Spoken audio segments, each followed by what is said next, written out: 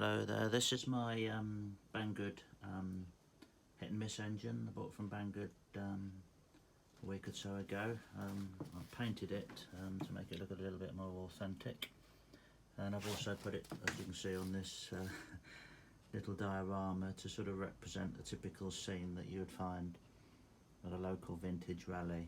We get lots of little vintage rallies in Lincolnshire, UK like this, where people fetch their station engines, they start them up and they sit there all day watching them tick over. So I didn't introduce you to my little friends there. There's Harry. He's ex-army. He's not really interested in being here. He's too busy reading his soldier magazine. And here's Charlie. He's busy reading the newspaper. He's brought his laptop with him because he's in the process of writing a book on cheap Chinese hit and miss engines. Here's the engine. It's works really well actually. I'll just put the camera down and we'll start her up.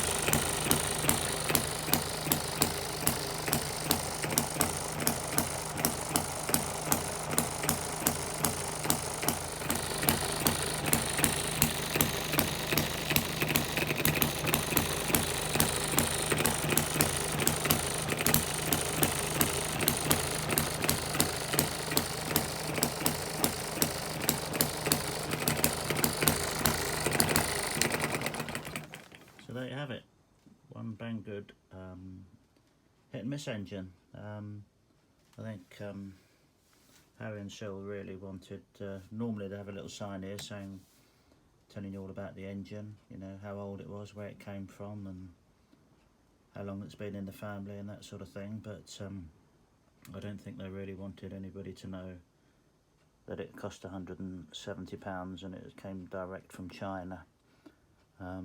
Otherwise they probably wouldn't have got into the rally. Anyway, so there you have it. Hope you enjoyed the video.